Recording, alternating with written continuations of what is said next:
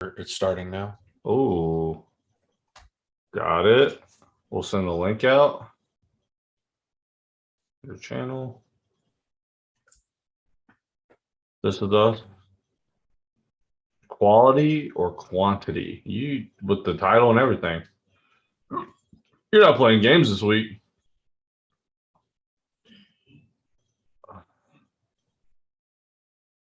Boom.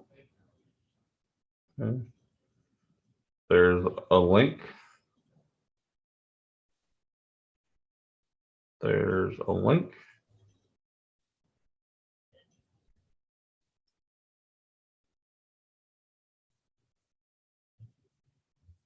We'll get there eventually.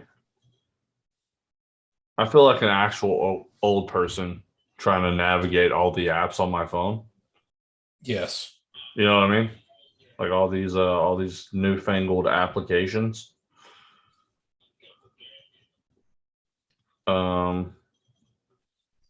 Join us for some intense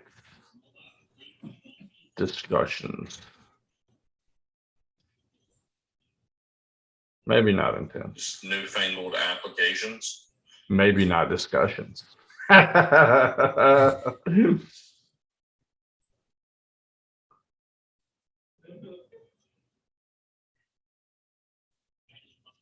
right. Okay. Is there no enter button? Whatever. So this is why I don't like do Twitter. I'm not a tweeter. Okay. But you do Twitter. No, I watch Twitter. You okay? run our Twitter. What do you mean I you don't do Twitter? I mean, I do the account, so I do Twitter for us, but in the general sense of, do I frequent the Twitter sphere? Twitter sphere? No, would be the answer.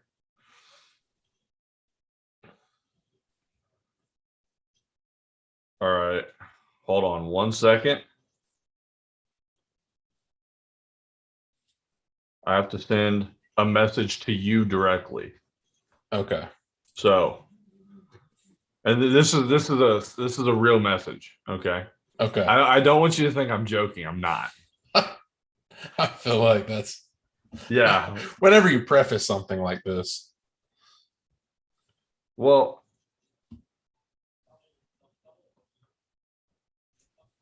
it's a good thing. Oh, okay. I can't say what I wanted to say because we're live, but yeah, try to refrain if you can. Incoming. Do you see it? Do you see the thing? Yeah. Okay. Just so we're cool. Like that's. I mean, yeah. Okay. All right. Cool. So, so before we start this podcast, sure. So there's this new quesadilla place on DoorDash, right? Mm-hmm. And I got it, and I was like, dude, these quesadillas are slapping. Right. Apparently, it's just, you can't see it because of my background, but apparently it's just Huddle House under a different name. No. Or they have Huddle House cups. Oh. Oh. How? Maybe they're neighbors and they ran out of cups. Well, like, no, like the Tender Shack is out of the Italian restaurant across from Buffalo Wild Wings. Well, there's a pizza place that's out of Chuck E. Cheese. Yeah, Boschetti's or whatever. I think it's one of those Italian sounding names. Yeah. So I'm always getting duped by DoorDash, but anyway. Pasquale's. Yeah. Pasquale's. That sounds like a rat name. Yeah. That's just weird. I think he's in the band. You know the Chuck E. Cheese band? Are you following? Did Chuck E. Cheese have a band? I thought it was there's like a band of like. I thought it was just the rat. No, he's got a whole thing. Oh, okay, because we had a place in Covington called Billy Bob's, and it was It was a bear who played a banjo. He also had a band. Maybe they're in the same band. Maybe. I feel like I've seen a bear with a banjo somewhere. I don't know exactly where. I don't know. Anyways, we should talk about movies tonight. Yeah, we probably should. I'm glad everyone came here to hear our hot takes on DoorDash, quesadillas, and children's animatronic bands. Yes. Oh, good use of the word animatronic, by the way. See, I got it. It's all up here. I've been playing Wordle. Wordle. Dude, my family, every single morning, I wake up to like a bombardment of Wordle scores. Same. And I can't make it stop. No. My mom is like 5:30 in the morning. It's the first thing. There's no like good morning or hey, how are you or I love you. Nothing like that. It's her Wordle score. Yeah, no, Anthony. I love it, but Anthony broke it down the other day that said if you get Wordle and guesses 1 through 3, you're going to have a good day. If you get it in 4 or 5, it's a bad day. If you get it in 6, you're a piece of shit. Wow, that's rough. I saw a TikTok while we're on the subject. I saw a TikTok the other day that was like how people expect you to react when you post your Wordle score on Facebook. And this guy like goes through his house and goes, "You'll never believe it. Jessica from Facebook, she got her Wordle in 3." He's talking to the neighbor like, "Hey, Jeff, your lawn looks great. By the way, Jess from Facebook, Wordle in 3." And before he calls me out, Anthony didn't say word for word piece of shit. That's Jarrett paraphrasing something that Anthony probably said it much nicer than that, but I can read between the lines. I get him. Right. Sure. So anyway, movies and things and people, actors, actresses, movies. All right. Are you ready to go live? We're not live yet, right? Oh, yeah, we've been live for a very long time. Not live, not YouTube. Oh, you mean like recording? Yeah, yeah. No, we haven't started that yet. Well, that's good. You just make all this disappear. I probably won't though. I want people to know where they're getting their quesadillas from. Apparently, Huddle House. I mean, I didn't even know there was a Huddle House near me. Yeah, I've gotten them on DoorDash, but Waffle House is far superior. Well, yeah, but not at quesadilla making. Apparently not. Although, let me tell you something. I could make a mean quesadilla on that grill. Like the Waffle House grill? Yeah, that's fair. Yeah, mean. All right. Are you doing the intro or am I? Because we're just... Oh, I don't care. Okay. You do it. Okay. 3, 2, 1. Hey, everybody, and welcome to Silence Your Cell Phones. My name's Kevin, here, as always, with my partner, my friend, my co-host, Jared Hubbard. Hey, everybody, what's going on? Ooh, that was spicy. I like that. What's twang. Going on? Woo! Road Tide. Exactly. We have a pretty cool show planned for today. A lot of discussions were had via text messaging, and we decided it was a good time to discuss our topic: quality versus quantity. And then, but before anything, though, I apologize, Jared. I almost went on a tangent. Yeah, I get it. What did you watch this week? So it's a pretty good week for me in movies. I got Animal House. Okay. I watched Tucker and Dale versus Evil. Sure. We watched Death on the Nile together. I watched Medea Homecoming, nice, which is the new Medea movie on Netflix. Bigger news in the world of anime: Crunchyroll just absorbed Funimation today. So why wouldn't you tell me that before? I don't know. I just kind of thought you it's like a big deal. No, what? I know. Well, I mean, you're a part of this show too. Yeah. So do your research. Oh, or you're just the color commentary guy. I should be. You know, that's probably true. But anyway, Funimation got absorbed into Crunchyroll. So I just searched Crunchyroll for a bunch of stuff. Watched High School of the Elite, which is pretty good. It's getting a second season coming out pretty soon. I started Gurren Lagann today, which is a classic. And then I watched the first 4 episodes of Archive 81, which was our binge-worthy show. Yeah. I'm enjoying that so far. Mm-hmm. And I think that's it. So pretty good week. Okay, cool. I like it. Ask me. Kevin. Yes. What did you get into? So let me tell you what I got into.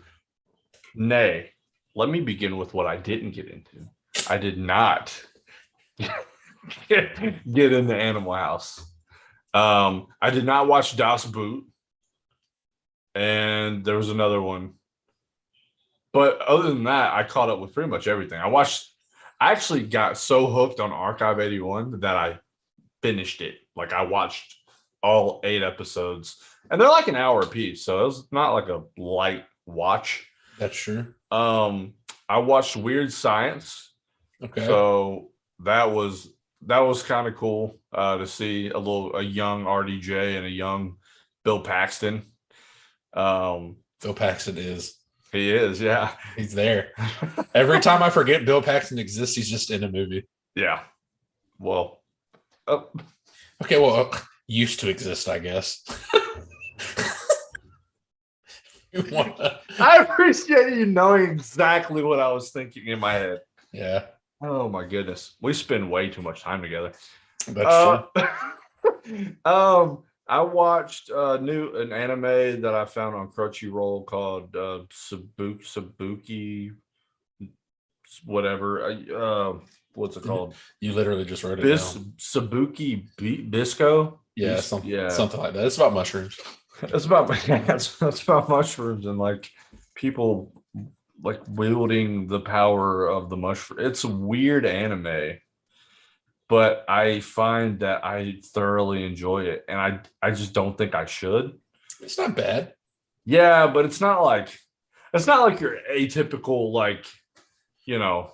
Yeah, but like really, there's only like 3 or 4 anime that are like, yeah, this is some high tier stuff. Right. And then once you get off the tier of the Demon Slayers and the Jujutsu Kaisens and stuff, you're in a land of weird where anything is possible. Yeah. Obviously we watched Death on the Nile together. I thoroughly enjoyed that movie. I enjoy the Murder on the Orient Express, the Death on the Nile. I've loved both of these films. I thought they were very strong and very well done, very well shot. Yeah, I read today that the 3rd script just finished. Love that. They don't have a name for it. It's supposed to take place in Venice. Oh, nice.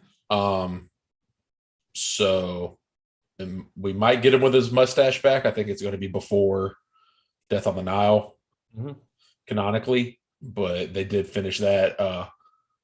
And Hercule Poirot's coming back as, Kenneth Branagh. He's reprising his role. So, am I wrong in thinking that he also does some like directing? I think he directs them too. Yeah. Okay, that's what I thought. I was just making sure. What a talent that guy is, because I think his acting in the movies are fantastic. Yeah, I love him. Like those movies are always very entertaining to me. So I can't pronounce his name. The Hercule. Yeah, we're not French enough for that. Yeah, or at all, really. Well, we're not French at all. I don't know. I'm never taking a ancestor. Baguette. Bonjour. Okay. All right, now that we've offended somebody, I'm sure. So, besides making fun of dead people and the French. Before we start, though, I do want to shout out. I saw a guy.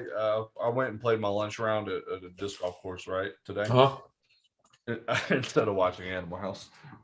It's crazy. It's wild. But no one has time. Yeah.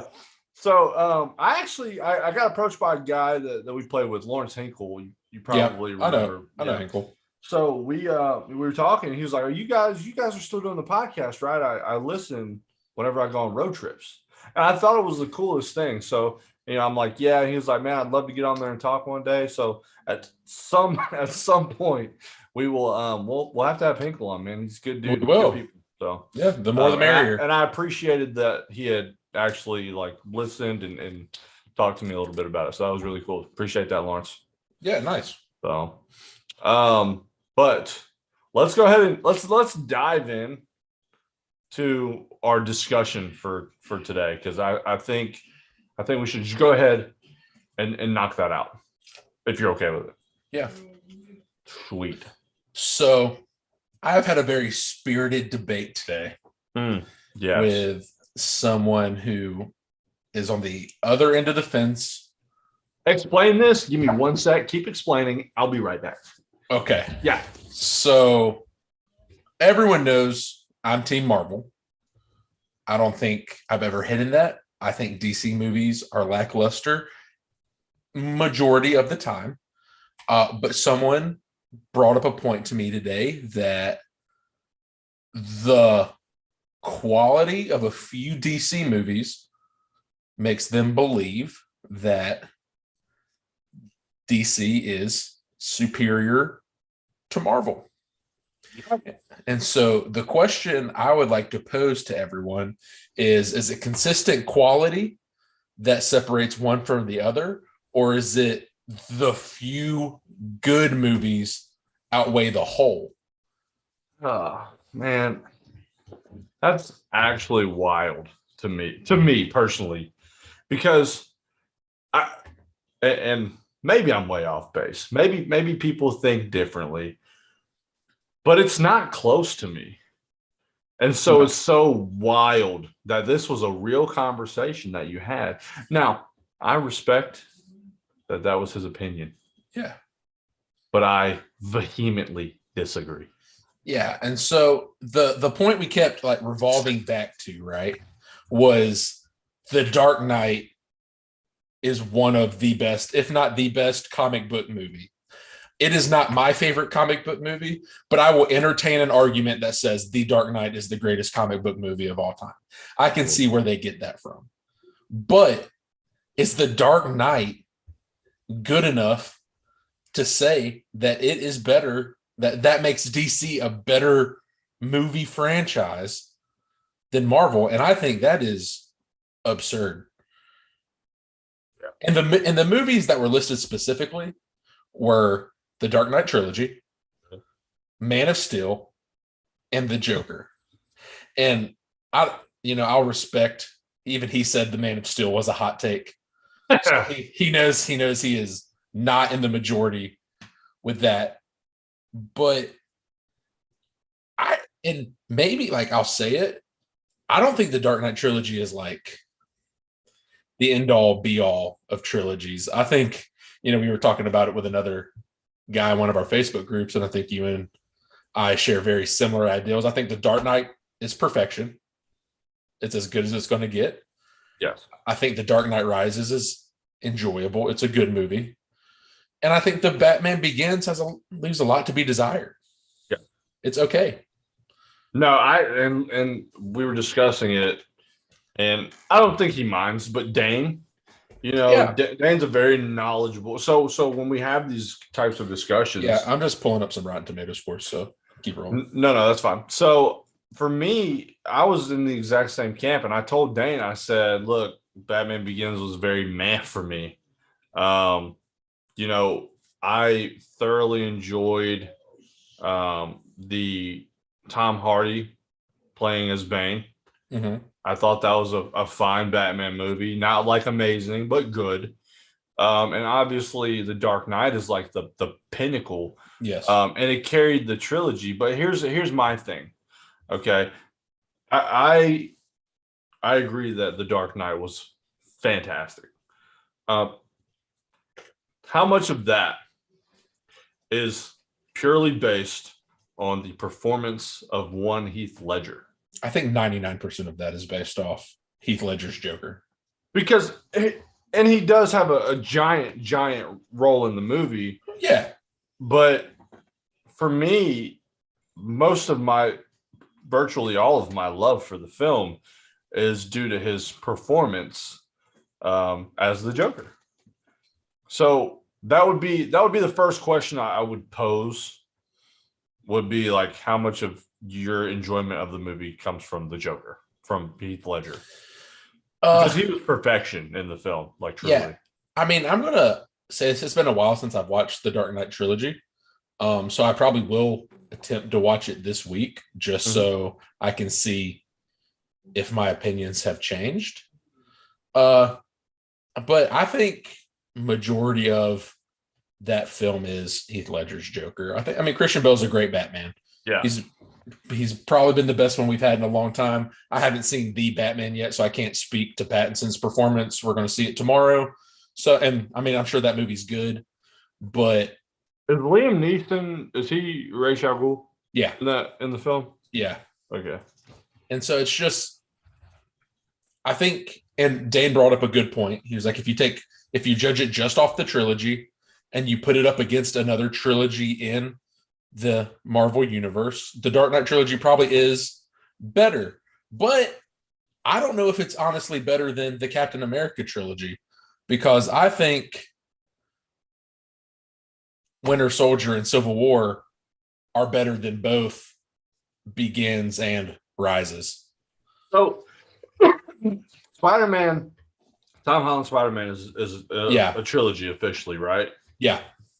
It would be up there for me. It would be comparable. Yeah, I think, and we made the kind of the same point. I think No Way Home is just as good as The Dark Knight, minus Heath Ledger's role. Like, yes. And I know people are going to say, well, you can't just, that's an unfair opinion because Heath Ledger's role was so impactful. And that's true. But I think as far as the movie goes, I think No Way Home is up there. It's tough because it's a different kind of movie. It's a different kind of film. The Batman trilogy was meant to be like this very dark, like gritty, you know what I mean? Yeah, like grungy type of. It's Christopher Nolan. Right. And Christopher Nolan is hands down probably a better director than anyone else the MCU has gotten as far as a caliber. Jon Favreau? Okay, so I think I love Jon Favreau. I don't think he is as good a director as Christopher Nolan.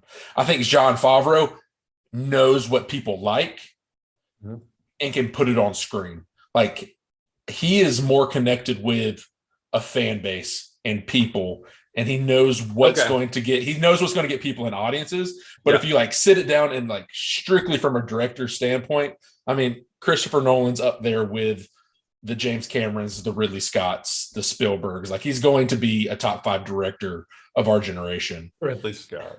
Yeah. Why'd you say Ridley Scott like it was a joke?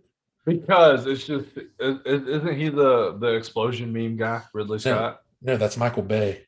Oh, it is Michael Bay. Yeah, Ridley Scott did Aliens, Gladiator, House of Gucci, the Last Duel. So I think, like, as a trilogy, maybe, but I don't think that we can sit there and say The Dark Knight was a good movie, The Joker was a good movie, Suicide Squad was a good movie, and those 3 are better than the entire MCU catalog, because that's insane. I think pound for pound, the Tom Holland Spider-Man films are actually better than the Batman films. And pound for pound. Look, 3 for 3? Yeah, I'll take the Spider-Man films. Yeah. Personally. I mean, like I said, Homecoming and Far From Home are better than Rises and Batman Begins. Absolutely. And, I mean, there's just a lot of Batman stans out there, and I get it. And I'm not going to try to say that I'm not a Marvel stan, because I am. Right. And I get it. But I think, like, when it sits down and you say, okay, let's talk about quality and consistency. Every time I walk into an MCU movie, I know bare minimum that I'm going to see a 4 to 5 star movie. Like, very rarely do I walk out of an MCU movie and say, you know what, that one missed the mark. But every time I walk into a DC movie, I have to hold my breath and hope it doesn't suck dog water. Yeah. Like, And I appreciate your effort there. Yeah, I'm glad you can see. I'm glad you can see. I can see it on your face because I wanted to say something else, obviously. But yeah, and it's just like maybe the Batman movies will be good. I mean, I had to endure Batman versus Superman in the Justice League, and they were awful. So once every 10 years, am I going to get a movie that's, like above the threshold? Yeah. Yeah. And then the other 10 movies I watch that are DC are just, I wish they were straight to DVD.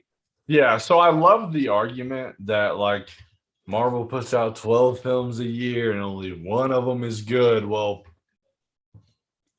they put out, let's just say that's true for a second. One good movie a year. They've done it for the last decade. That's 10, 12 blockbusters that you're getting. Yeah. Right?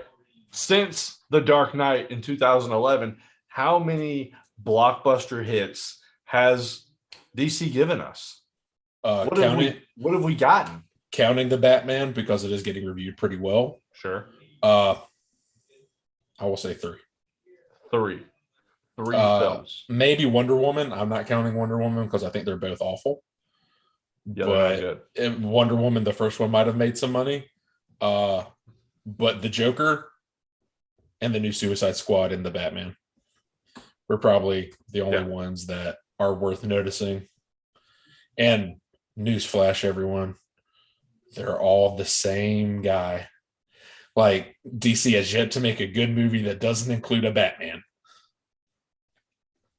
Yeah, that's tough because I can point to last year and say Black Widow was a really good movie. Shang-Chi was a really good movie. Obviously, Spider-Man was a wonder. Yeah. Right. And that's just last year. I mean, the Eternals came out, and that did fine. Yeah. It's they're consistent, and it doesn't have to blow you away, right? For me to just go in, enjoy a movie with Marvel, I know exactly what I'm getting every single time. Right? Yeah. It's with DC, you just don't know what you're going to get when you walk into the theater, and that's why, for me personally, this isn't even an argument. This isn't even a discussion that we should be having. Yeah, and I think at this point, and I think there is a disassociation with what makes a movie quality, right? So I think the movies like The Batman and The Dark Knight get pushed a little higher, and that's because they're so dark. Like, and I don't know why people associate in their head that dark and gritty equals higher quality, movie quality. The film versus movie argument we had about Dune and the Eternals. Like, right. I don't know why. Yeah, I don't know why people have to, like, in their head, they're just like, oh, this Batman was so edgy and it was so dark and so gritty, and there was never anyone happy or laughing the entire fucking movie. Right. It's the best thing I've ever seen. The Joker made me want to kill myself. I loved it. Like, the Joker's not a movie you rewatch. It is absolute. I will never rewatch the Joker. Yeah. Unless I do it for the podcast. Yeah. I get it. That's reasonable. Extreme. Joaquin Phoenix, right? Phenomenal. Did you know he actually broke his knee? Like, I believe it. When he kicked the wall. And I think the Joker's great. Yeah. But so you touched on it a little bit earlier when you were talking about it's the same guy. It's Batman. It's the Batman universe. Here's the thing. They had an opportunity with Aquaman, and it was okay. It was, yeah.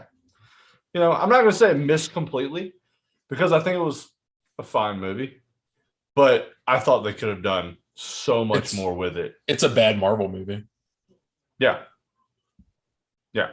I mean, I thought I enjoyed Shazam, but it was a bad Marvel movie. Yeah. So, it's just, I don't know. So it's like, it's kind of like a tale as old as time, right? I don't think anyone, it's like politics. I don't think you ever convert anyone away from their side. Like, it would take an absolute miracle for me to ever think DC movies are better. And there's not a way to quantify it. I mean, you can look at box office, you can look at critic scores. That's still opinionated to an extent. But I think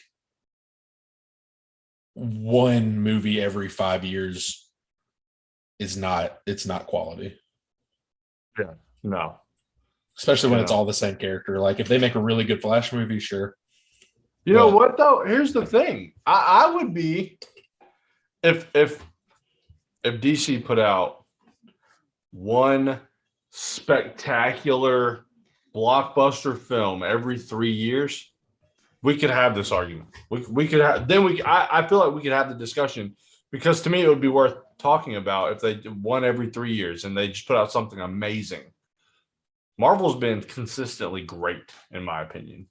You know, not all of their movies are great, but they're usually pretty good, if not great, right? Yeah. I don't know. I just don't think that I don't think it's close. No, and I don't think people put enough stock into the fact that Marvel movies world build, or DC movies are just standalone. So, like, I can watch a Marvel movie and it always gets me excited for the next Marvel movie. Like, I can watch this Batman movie and I might be excited for the next Batman movie if they do a sequel, but I'm not going to be excited for another Wonder Woman movie. Yeah. So I'm confused. What? Were you saying Aquaman is a bad Marvel movie, or were you saying like it would be equivalent? It's like of a bad Marvel, because you said that, and I'm like, I'm pretty sure Aquaman's DC. No, it's 100% DC. And I'm okay. But I'm saying that, like, a bad Marvel movie is the equivalent. Is the equivalent of what. Yeah, in my head, I was like, okay, I know Jared's like the comic book guy, but I'm like 98% sure this is Aquaman's for sure. You know, but that's the thing, is like DC's movies have missed, like, the Green Lantern. Oh.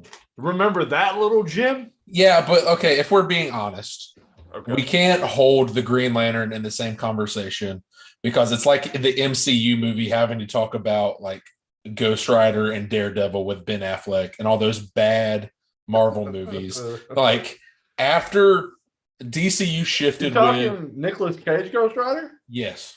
Oh, that was iconic. You kidding me? Iconically bad. So it's like, after the Dark Knight trilogy, I would consider that like DC shift, like Marvel had when Disney bought them with Iron Man. So like everything before, I exclude. I get it. Green Lantern was bad, but I'm not going to hold them accountable for that. Just like, because if I say that, they're like, okay, well, you did have the Elektra movie, and 4 people maybe saw that movie. Yeah, that was what's her name? Jennifer Garner. Yes. Yeah. Yes. I remember the thing, the 3-prong thing that she had. That was like I've seen the cover of that. Yeah, it's not good. It's really not. Yeah, there's a lot of there's a reason Marvel was going bankrupt. Yeah. How'd that work out? I mean, Disney bought them. Turned them into a juggernaut. Yeah. Yeah, you know, I think I would love to hear arguments for and against, because and here's the thing, I don't think we're in the minority. No. I think we would be in the majority on this one. I think most people would agree that on the whole, Marvel just absolutely dumps on the entire DC universe, and you're talking now. It's sorry, go ahead. You go ahead. You're wrong. I was gonna say, like, you got one movie made in 2011 that's like, yes, it's iconic. Yes, it's like the pinnacle of DC films. It was made in 2011. I need something fresh, dog. Yeah, dude, we got some new blood. We got one 11 years later. Yeah, this one right here. Yeah. So it's like, maybe I will entertain any argument. I promise. I love a good heated debate. I'm as hard headed as they come. But if you're going to make an argument, I challenge you to keep The Dark Knight out of it. Because you can't just keep saying, well, The Dark Knight was a great movie. Like, I get it. And we don't disagree. No. Like, I love The Dark Knight. I thought the movie was fantastic, phenomenal. Again, I wouldn't hate anyone for saying it's the best comic book movie ever made. I would not. But what about the Justice League? It doesn't carry the whole franchise. What about Wonder Woman 84? No. Yeah, actually. Yeah. Those movies are nauseatingly bad. But Man of Steel, Jerry. but Man of Steel, Jerry. Come on. Dude, they ruined Henry Cavill. He's the perfect Superman, and they somehow missed 3 times. Yeah, he actually is. Yeah, he's fantastic. Feels bad. Looks just like him. It's crazy. Yeah, and then don't make an argument about Jessica Chastain not liking Marvel movies when she puts out the 355. Yeah, what a gem that was. The 355. I'm so glad we saw it in theaters. Here's the thing. I got the AMC, I got the stub pass, and I actually feel like I lost money by selecting it and watching it. The 355 literally just put a sour taste in movies for me for like we missed out on Clifford the Big Red Dog because of the 355. No, we didn't. Clifford came out last year. Did it? Yes. There was a terrible movie. No, the only thing we could watch was the 355. That's why we went. Because we didn't have another option. Terrible. You were all about it, though. I remember the week before. We could roll that. Is that on a VOD somewhere? I need to get a tech guy in here, like, while we're live. No, I'll say it. Pull up. I did. I said the movie's going to be bad, but we're going to watch it. Oh, gosh. And I was right. Yeah. Poor Gal Gadot, though, right? Because I think she's phenomenal. But have you seen Wonder Woman 84? Not 84, because I saw that it had that what's that one chick's name? The blonde chick? She's in Kirsten Wiig. Yes, gosh. She looks terrible in the movie. Like, yeah, they are. In the trailer. I think it also has Pedro Pascal, who was the Mandalorian, and somehow he's awful. I don't know what you do to make good actors bad, but you hand him a DC script. No, so I watched the original Wonder Woman, or I watched the first one. Yeah. But I saw the trailer for 84, and I already hated the first one anyways. I saw the trailer for that, and I was just like, there's no way this is the actual plot for this movie. Mm-hmm. Make a wish. Zero chance. It was so bad. So, yeah, no, I didn't watch it, and I'm not going to. And I'm okay with that. Like, I'm perfectly fine not watching any of that crap. You see, I do it so I can be educated when I get personally attacked, I feel. Like he woke up today and chose violence. Said, I got a text. I'm at work, right? And I'm sitting there on my computer. I get a text from Jarrett. He's like, "Are you ready for the wildest hot take you've ever read?" And I had no idea where this was going. I didn't even know it was podcast related. And so, bam, I get the text. I'm like, no way. This is not a real conversation that you're having. And then he said, "You want to hear the next worst take?" Nick Saban apparently underachieves. Yeah, that's a different podcast. That blew my mind. Both of them. They're both terrible takes. Yeah, I woke up and it was, "Hey, have you seen The Batman?" I said, "No." He said, "Oh, it's really good. It was better than I thought." I said, "That's cool." And then he said, "DC over Marvel." I said, "That's an interesting take." And he was like, "DC's like a steak where Marvel is like Sour Patch Kids." And I was like, "What?" I was like, "Well, I don't want to eat anywhere where you're getting steak from because it's probably like Waffle House T-bone." Hey, those Waffle House T-bones aren't terrible now. Come on. That's true for $7. Little steak and eggs. Yeah. Anyways. Yeah. Please entertain us. Like I said, I'm very confident in my knowledge of both sides of the films, DC and Marvel. I will rewatch the Dark Knight trilogy just to better inform myself, but I can promise you, nothing's going to change. Let me get the chat pulled up. It wouldn't pull up for me. Yeah, I'm sorry you had to go through that today, buddy. That's cool. No, dude, I loved it. It got me through work. That's good. I mean, working got me through work. Right. Yeah. The work part. I do have like another mini topic I want to get your opinion on. Okay. So I've been listening to a lot of John Roca this week. Yeah. And The Outlaw. Yeah. And so I guess it's kind of like a twofold question. So the first part they were talking about, and I never thought about, do you think the standalone anti-hero movies that Sony does with like Venom and what they're doing with Morbius and they're doing Kraven the Hunter, do you think Venom would have been better had there been a Spider-Man in it? Like, is that what those movies are missing? Is Spider-Man? So I'll tell you what, I don't hate what they've done. Again, I love Tom Hardy. I know it's the second time I'm saying that in this podcast. I'm a big Tom Hardy fan, and I really like the Venom. They're enjoyable films. I wouldn't hate seeing a Venom Spider-Man like with Tom Holland kind of deal thing happen. Mm-hmm. I would actually kind of love it, to be honest with you. I don't know. I think it's perfectly fine how it is now. I do.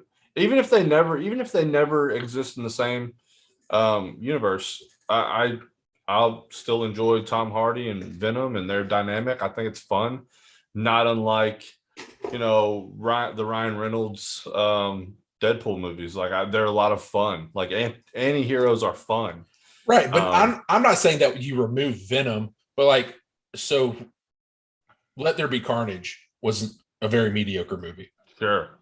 Yeah. Would it have been better having an Andrew Garfield or Tobey Maguire alongside Tom Hardy's Venom taking on Carnage? Like, because their argument was, and I never thought about it, was like these anti-heroes only exist for Spider-Man, right? Like their sole purpose interacting with Spider-Man. So when you take out that from the character, is that just what, like, because those movies just feel like they're off something, be it script or whatnot, but can you add more to a script if you introduce the crux of what the character was made for? I actually think the issue with the last movie was, and I thought it was casted fine. I thought the relationship between Carnage and Woody Harrelson was like not ideal for what I want to see in my bad guy, my big bad. Fair. I don't think he was like dangerous enough. I don't think he should have had a love interest. That was another thing that was kind of off-putting. I think there was a lot more problems than not having, Spider-Man in it for that film, because I know Woody Harrelson can act. I think it might have been like a writing issue, maybe. Sure. So yeah, it wouldn't hurt. Like I wouldn't mind seeing a Andrew Garfield Spider-Man show up in Venom, and that'd be kind of cool. Yeah, I saw Ariana DeBose. She got cast as Calypso in the Kraven movie, so that movie's should be good from the cast. Yeah. My second part was these R-rated characters. Do you think they're in danger of being Disney-fied? Or do you think Disney is going to stick to like R rating is okay for certain things? I hope they do, because I think at some point, especially with as big as Disney's gotten in the last few years, obviously they bought Lucas, they bought Marvel, they've done all these things to expand, and Give one to the adults. Like give one to not all movies are for kids, man. Well, I think. Well, I only asked because I saw that they're moving all of the Netflix Marvel shows, Daredevil, Punisher, Jessica Jones, Defenders, Iron Fist. They're moving all of those to Disney Plus, but they're coming with a built-in parental control. So they're keeping the shows as is, but like you have to have your parents' permission to get access to their show. So the Punisher is still going to be dropping the F-bomb, murdering people on Disney Plus, which makes me believe that they are going to let it ride. And with stuff like the Peacemaker being so successful, it's hard to deny the fact that sometimes an R rating just makes things better, like the freedom to do certain things with certain characters. And I'm not saying I need to see Captain America be R rated, because that's not what Captain America is, but the Punisher needs to be an R rated film. That's just what Frank Castle is. He murders people. Yeah. True to form. That is correct. So I get it. My thing is you have a preconceived idea of what a character is bringing to the table. Mm-hmm. Like you said, the Punisher, right? That's what he does. Yeah. Punishes. He punishes people. Deadpool, obviously a fan of some 4-letter words. Okay. A bunch of them. Quite a slew of them, if you will. Yes. And it's, and I'm not going to say it's for everybody. It's not for everybody. But I think if you take those characters and you put a lid on them, you put a muzzle on them or whatever, you're kind of limiting the creative expression of the writers, the producers, the director, and you've seen it be successful one way, right? Yeah. So there's don't, if it ain't broke, that whole thing, don't broke it, don't broke it, don't fix it. Yeah, don't broke it. But yeah, I don't think you should handcuff people like James Gunn, because I think James Gunn is hitting his stride. Peacemaker was actually phenomenal. That shows. I did not expect it to be as good as it was. Like I saw the Suicide Squad, and I'm like, you know what? Like, I liked John Cena. I liked the Peacemaker character. Kind of fun. I didn't know that he could do like a whole standalone show as that character. I didn't know if he could actually like carry an entire series. I was wrong, and I'll be the first to admit it. That show's fantastic. Yeah. And it's the same character. Yeah, I think what helped Peacemaker was they did a really good job with their supporting cast. Like, if you take Vigilante out, I think that show loses a lot of its enjoyment factor, because Vigilante's great. Because obviously, like, Peacemaker is this really wild, crazy character, and he sees the world very differently than what a normal person was. But compared to Vigilante, he's very sane. Like, Vigilante is so delusional. Yeah. Sorry. Go ahead. No, you're good. I was gonna say that I wanted to throw a caveat in there, because I think and this might sound bad. Okay. What's her name's daughter from the Suicide Squad? Amanda Waller. Yeah, Amanda Waller's daughter has some of the worst acting. It's not good that I've ever seen, ever. And I've seen a lot of bad. I don't know about ever. All right, maybe not ever. She wasn't that bad. She was worse. She's probably the worst in the show, but yeah, without question, it's not close. Yeah, there are worse things out there. Like the little green man was, and he said like 3 words and threw Cheetos. So yeah, he did cut someone with a flaming hot Cheeto though, so that was kind of sweet.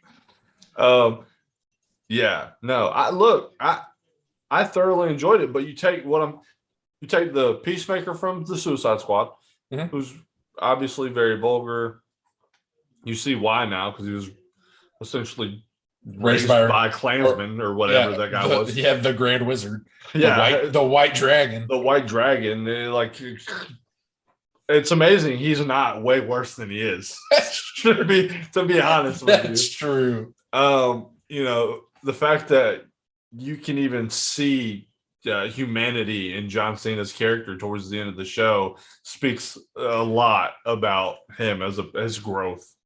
But anyways, he doesn't essentially, he evolves, but he doesn't change his personality. He doesn't change Peacemaker, his identity. Yeah. So, it was a successful formula, and they built on it. So yeah, I hope Disney follows suit.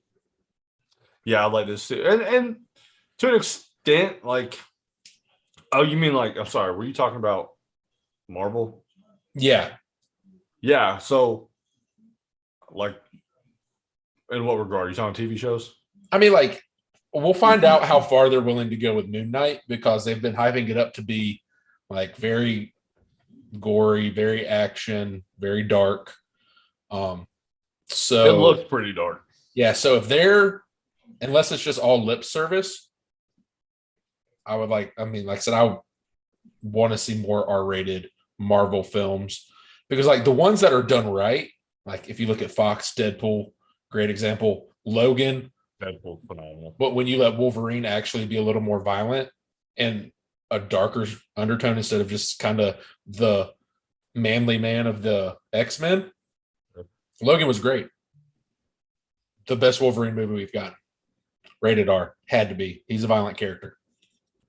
So if you let these violent characters be violent, or if we get, there's not really exactly a Suicide Squad in Marvel. None of the characters are really that. Well, they got the oh gosh, the guy that was Captain America. Chris Evans. No. They have a group. I just forget what they're called. Yeah, they've got like a Black Ops group or whatever. Yeah, but they're not as crazy as, like, they're just, well, you can't match that, right? Exactly. So it's hard to have that like comedic value, like the R-rated dark comedy we got with Suicide Squad, because I don't think the MCU has those characters yet. Right. There's not really a Harley Quinn. Yeah.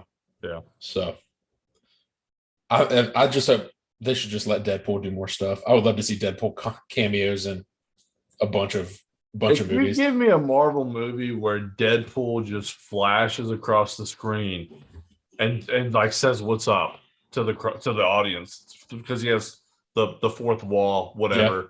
Like, even if it's something as simple as that, I'm happy. I always wanted that after Stan Lee died. I wanted Ryan Reynolds to come in every movie with like a Stan Lee portrait, and just be like the Stan Lee cameo dude for the movie. Like, just once every MCU movie we get a Deadpool with Stan Lee. Ryan Reynolds is hands down one of my favorite actors of all time. I love Ryan Reynolds. Yeah, they had a John Rook and them, and that'll probably be another podcast day, but they had a really good hot take about him and Brad Pitt. Yeah. And how, because Brad Pitt, a new trailer for his newest movie coming out in July came out this week, Bullet Train. Okay. And they were just talking about how Ryan Reynolds and Brad Pitt have kind of transcended to where they're not acting anymore. They're just kind of on screen playing themselves, doing whatever it is they want to do. Yeah.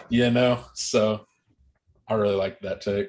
No, it's definitely, I can see it. Like, you see these guys, and I think Mark Wahlberg is going to be kind of the next one to do something like it, because his newest movie trailer, we saw it at the Death on the Nile preview, Father Stu. I think that's going to be a bop. Yeah, got Mel Gibson in it. He came out of the woodwork for. I haven't seen Mel Gibson in a long time. Old Mel. Old Braveheart himself. Yeah. Greatest accent in history. That's true. That was my De Niro. Wait, hold on. I had it. Okay. Oh, my goodness. Dude, my favorite part was, and this, we're talking about the Schmodown, if anyone wants to catch up, was that they were doing the De Niro like impersonation, and then they got a De Niro question like immediately after that. Yeah. Wasn't that great? He was like, who played Al Capone and somebody else, and they were like, I gotta watch the Friday thing. I saw that Christian Harloff announced that. Every Friday we're getting 2 matches, not just pay-per-views. So, and they need to get my boy in there. Yeah, there was a commercial for it on Friday Night Titans. Oh, like an advertisement if you want to be part of the Schmoedown. Wasn't the dude like it was supposed to be March 1st. I don't know if they extended it, but they got mine. So that's all that matters, really. That's true. And you got your manager. Yeah, Roxy. I mean, now you couldn't be mad at me. You couldn't. You couldn't. Nope. But we're digressing. We should. But if you guys do like movie trivia for real, check out the Schmoedown. Support them. They're all good guys. I really like Christian Harloff and Mark Ellis and everything they've set up over there. Every year's gotten better. Production quality is way better. The quality was nuts. So much better, dude. I watched it earlier and I was like, oh my gosh. They like moving on up in the world. Yeah, there's better storylines. I think Christian Harloff isn't emceeing all the matches. I think he's doing the main stuff, like just the main event stuff. Yeah, I've liked some of the other guys that have gotten to come in and MC. Like the dude on Friday Night Titans is really good. The matches are good. So go support those guys, man. Yeah. Super awesome. Living the dream. Yeah, absolutely. One day, Jarrett, one day. Yeah, I'm trying. And I'm studying. And I will be your manager. I will co-manage with Roxy. Sure. I've decided. You guys will work real close. Yes. Yeah. We would have to. You know. That's the only way to have a winning team. Yeah, it's a group effort. I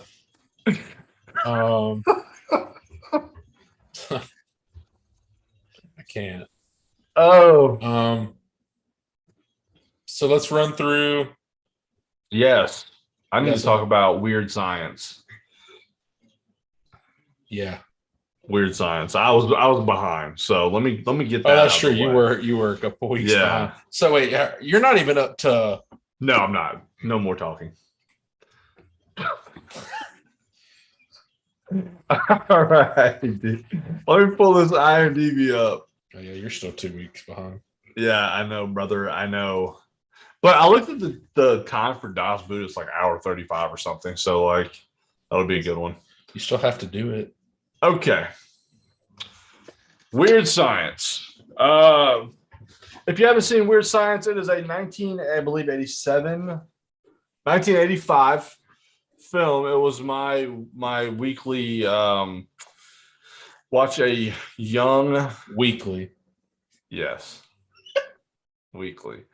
Watch an older film of a big time actor or actress. Now I chose Robert Downey Jr. and I chose Weird Science. I wanted to get into some of the older movies, and I'd never seen this one.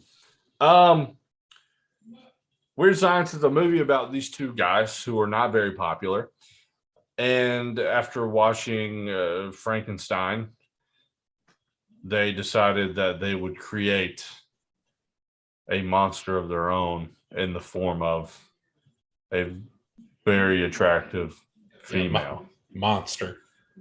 Yeah, monster. Truly terrifying.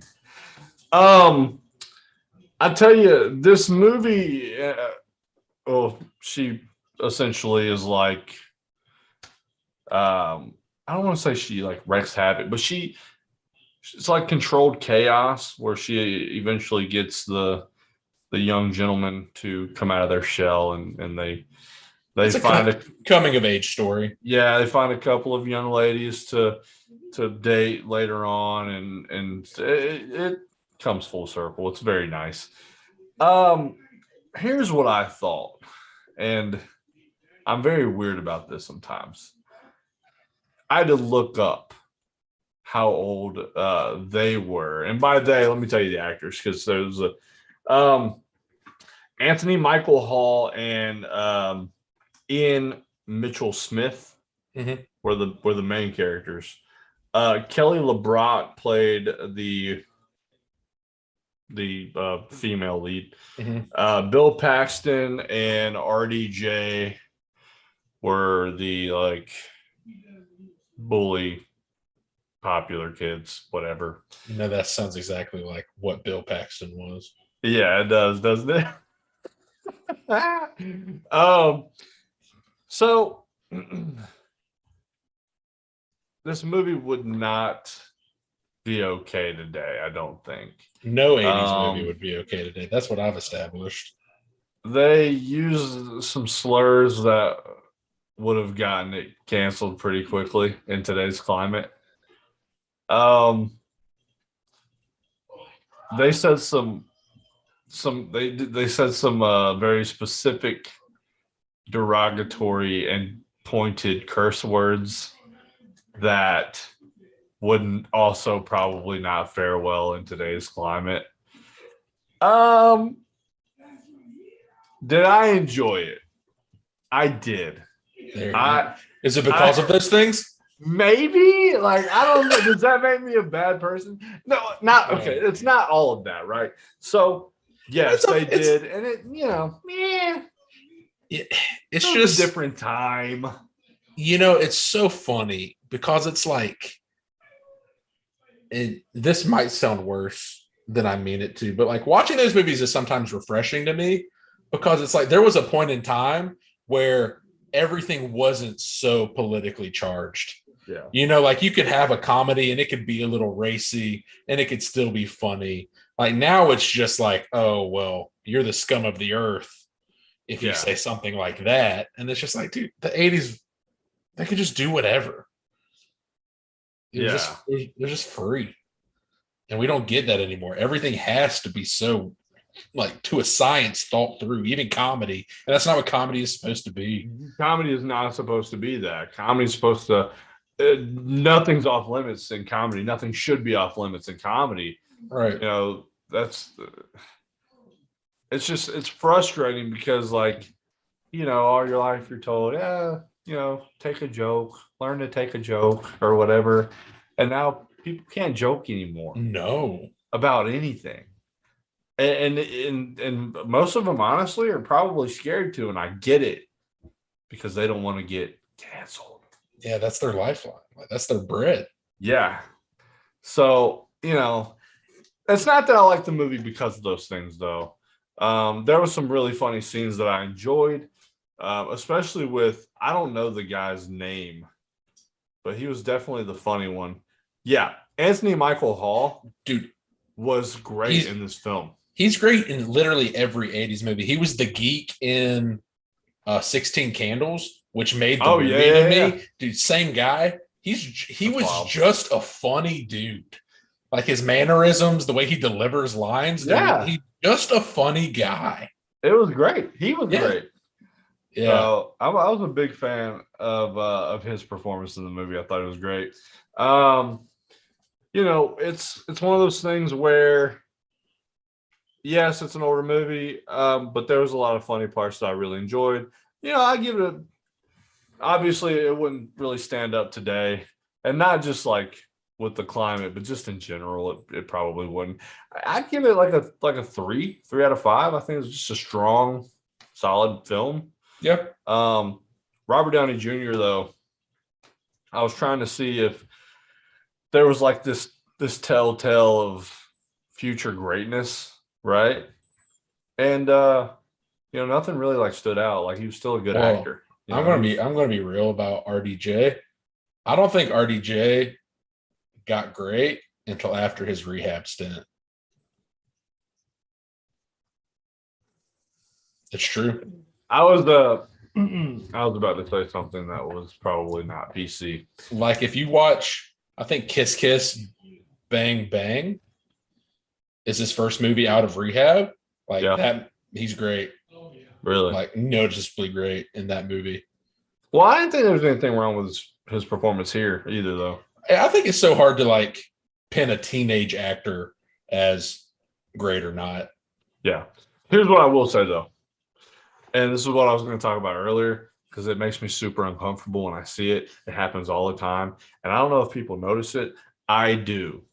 All right, when a female or male in a couple, when one is like older and one is like under 18, it's very noticeable to me, and I think it's weird.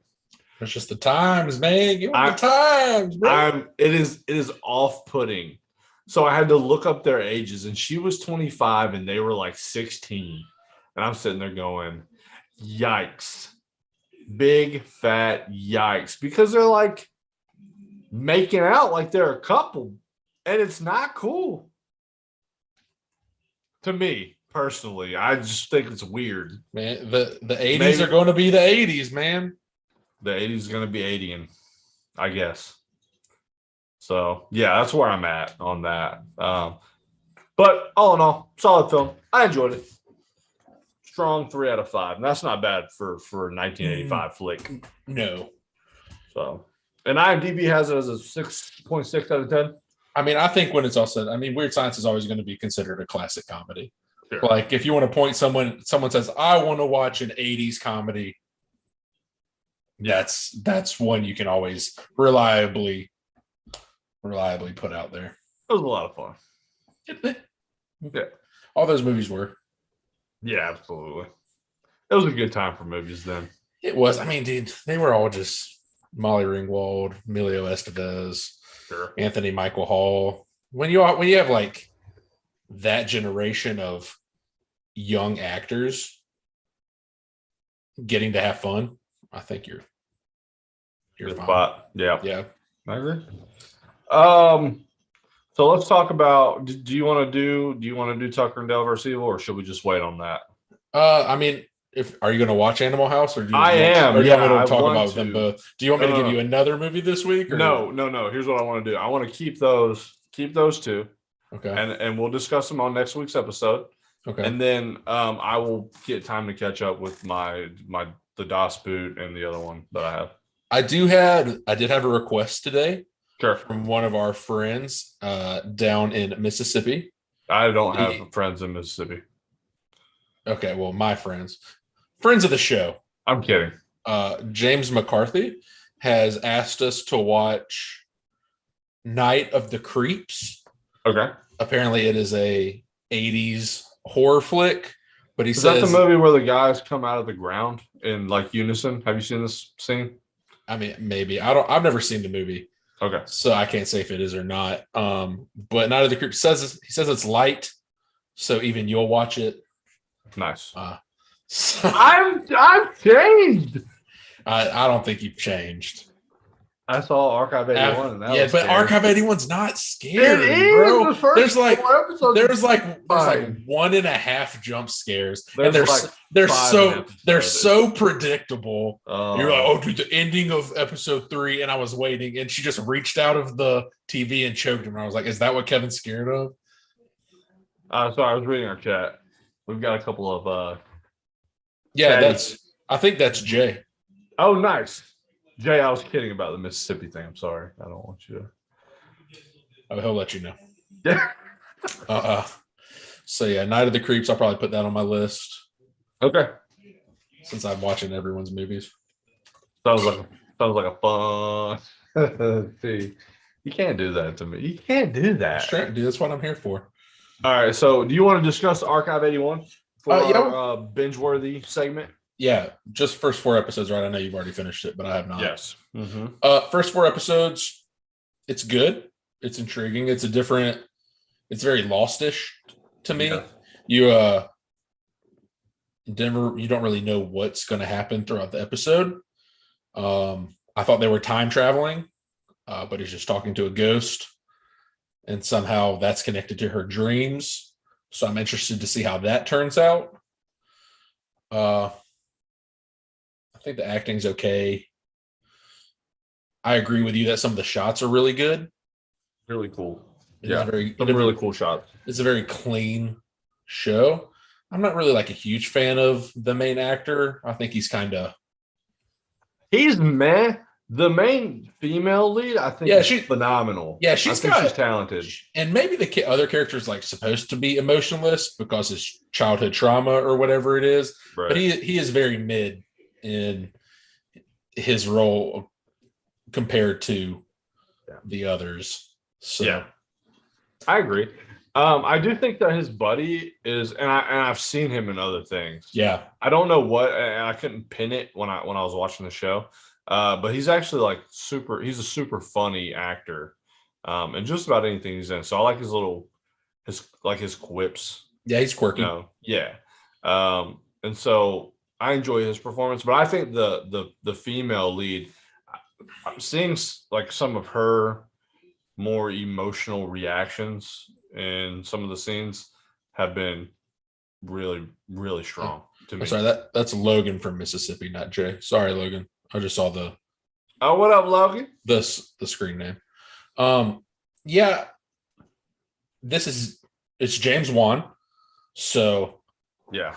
And he's so hot and cold because like this is really good, but we saw Malignant, which was not good.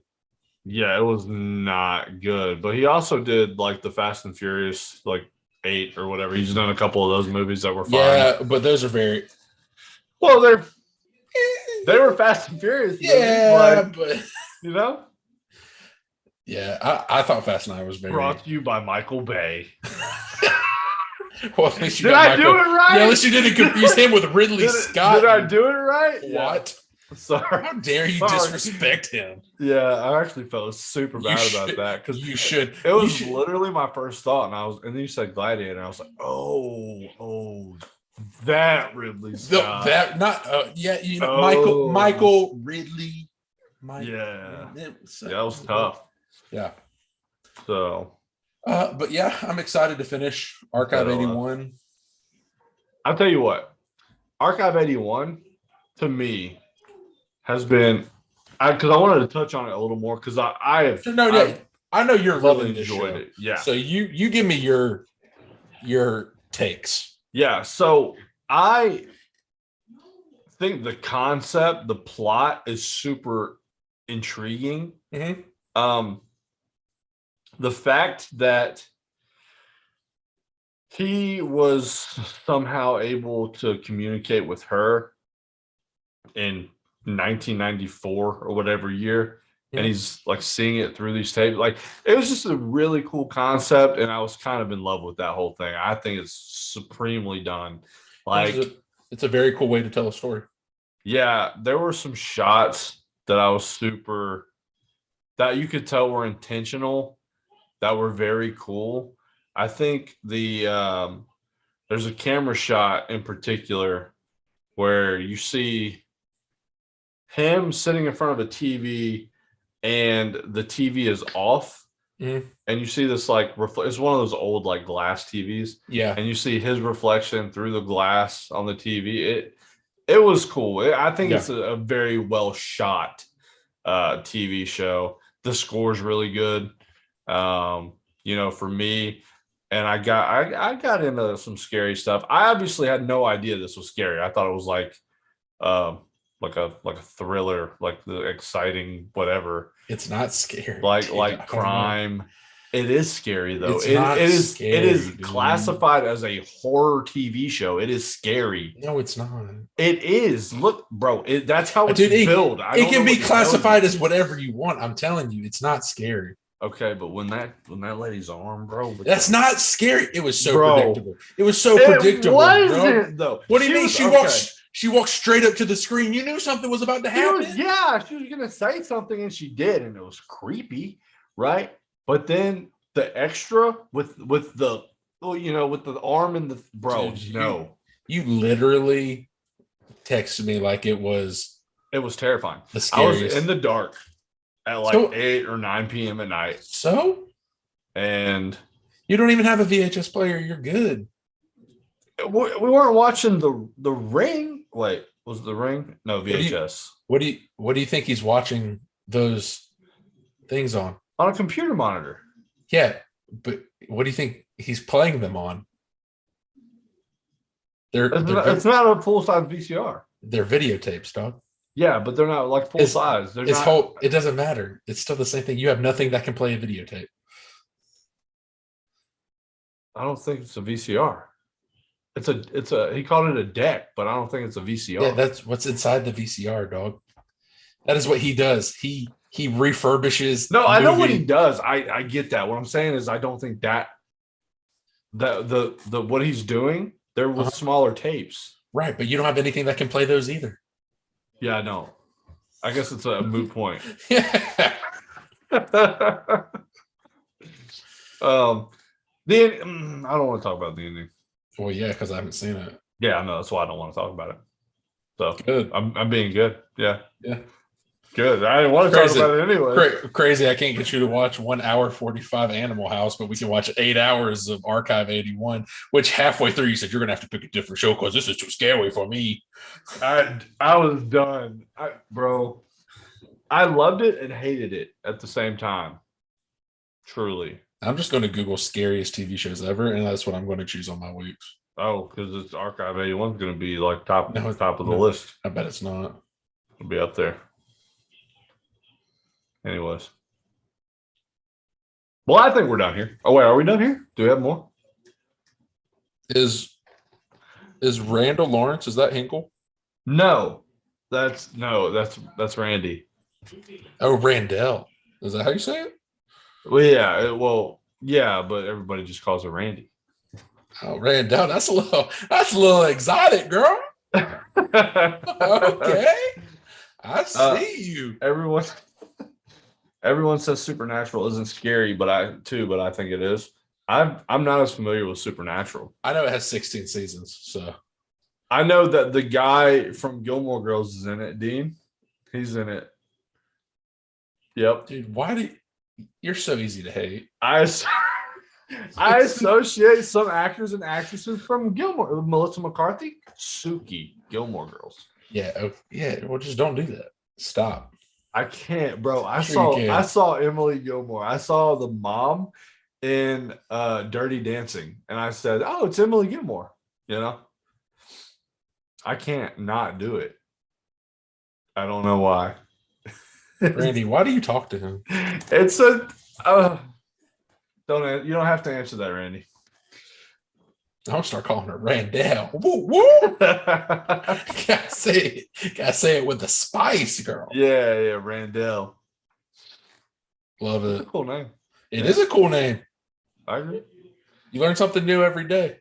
You do. I thought I told you that. No. It's a long story. I'll tell you about it later, though. What's the long story? Her name? I'm sure it was just given to her at birth. So a 9-month story. Okay. There's just no winning. I can't. Okay. Yeah, you're right. Anyways, so were we good here? Were we done? Was there more? She said, "Don't do it." I don't know what that means. Oh, telling me the story? Well, now I gotta know. I got to know. We'll talk about it later. Sure. Yeah. As far as this week coming out, the Batman. It is. Yes. It is the big thing. You sure you don't want to watch the 3552 or any? That's not out yet, Kevin. And we'll probably, dude. It's not gonna release on anything else, so we probably will have to see the 355 Part 2. Part 2. Awful. Yeah.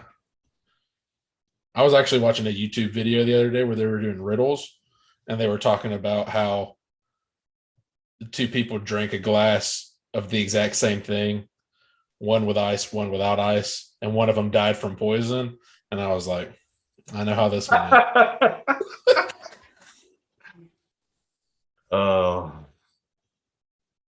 The ice.